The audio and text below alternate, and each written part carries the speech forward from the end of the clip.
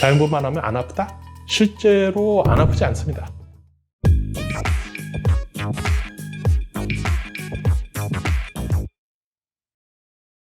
안녕하십니까. 산모분들과 환자분들의 건강을 성실히 책임지려고 노력하고 있는 산부인과 전문의 박건호입니다. 반갑습니다.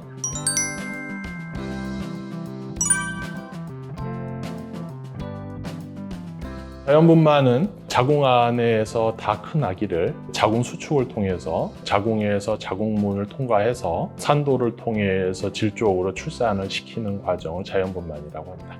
제왕절개에는 자연분만이 안 되는 특이한 상황들, 제일 많은 거는 이제 아기가 너무 커서 엄마의 골반을 통과하기 어렵다든지, 또는 진통이 약해서 진통 시간이 너무 길어져서 아기가 스트레스를 너무 많이 받아서 건강에 문제가 있을 것이 우려되는 경우, 그리고 아기가 건강이 심각하게 안 좋아서 빨리 출산을 서둘러야 되는 경우, 또 만약에 아기가 머리가 밑으로 있는 정상 자세가 아니고 엉덩이가 밑으로 있는 여가인 경우, 그런 경우에는 자연분만을 하게 되면 아기의 목뼈를 다치게 돼서 아기가 나와서 불구가 되거나 이럴 우려가 있기 때문에, 그런 상황들에서 출산을 시키기 위해서 자궁벽을 절개해서 복벽을 통해서 아기를 출산시키는 과정을 제왕절개라고 하죠.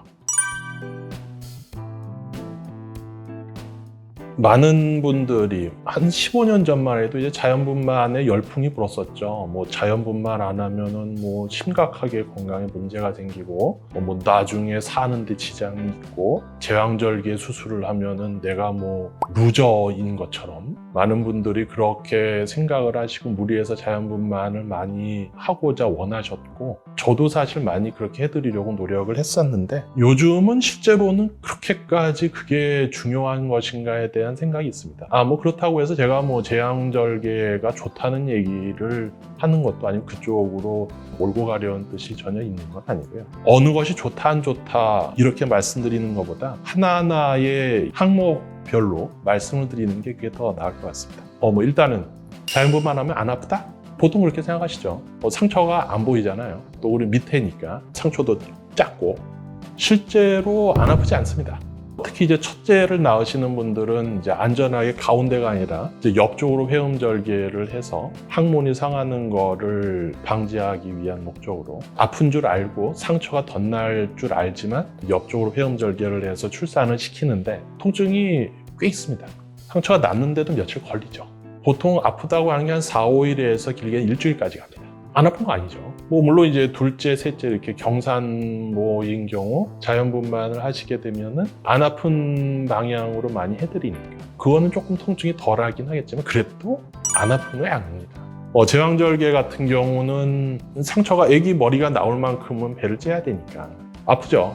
근데 옛날만큼은 아니에요. 요즘은 이제 다른 병원들에서도 많이 쓰시는데 페인버스터라고 하는 아주 좋은 아이템이 생겼습니다. 통증을 굉장히 덜하게 해주죠. 배를 수술하거나 이러면은 상처가 제일 아픈 날은 수술 당일, 다음 날, 다음 날까지입니다. 페인버스터는 수술 다음 날까지 피부 밑에 피와 신경이 지나는 배를 아프게 하는 그쪽에다가 마취액을 넣어서 그 통증을 못 느끼게 도와주는 역할을 하는 제품이죠. 그런 아이템이 있기 때문에 제일 통증이 심한 시기를 지나는 데 상당히 도움이 됩니다.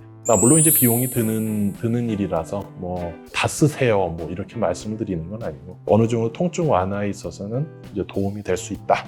그리고 회복 기간 얘기가 있는데, 자연분만 회복이 빨리 된다? 맞습니다. 제왕절개 수술은 많이 받는 수술이긴 하지만 개복을 해야 되고 회복되는데 시간이 걸립니다. 자연분만은 출산하고 3일, 제왕절개는 출산 한 달로부터 7일간 이제 상처가 잘 좋아지는지 잘 회복되는지를 봐야 되니까, 그래서 회복 기간 자체는, 그런데 사실 자연분만도 그렇고 제왕절개 수술도 그렇고 보통 잘 회복되시는 분들은 수술 후 3, 4일 정도 후면은 이제 본인 혼자서 잘 일어나서 잘 걸어 다니시고 하시면 사실 거동하시는 데는 크게 지장이 없습니다. 회복 기간에도 그렇게 자연분만의 회복이 빨리 됐느냐?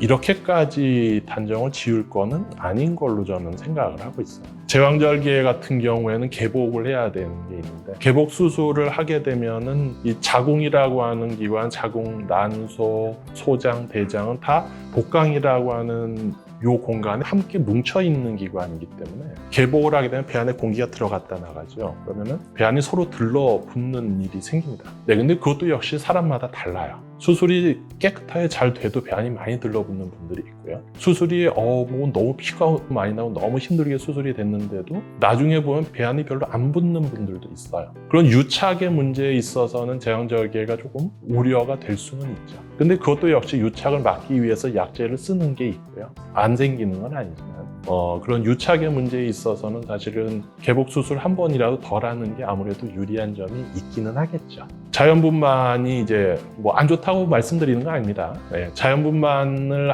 많이 하신 분들, 요즘 뭐 하나둘 많이 나오시니까.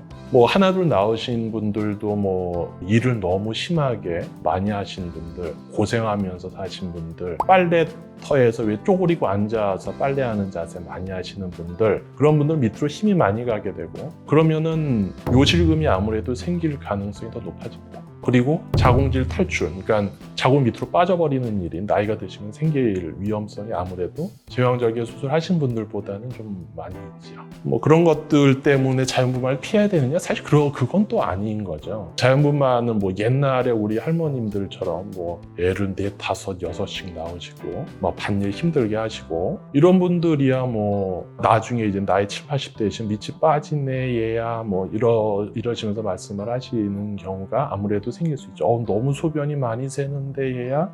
이렇게 말씀을 하실 수 있는데 그건 이제 자연분만을 여러 번 하신 경우에는 또 그런 일이 생길 수는 있습니다.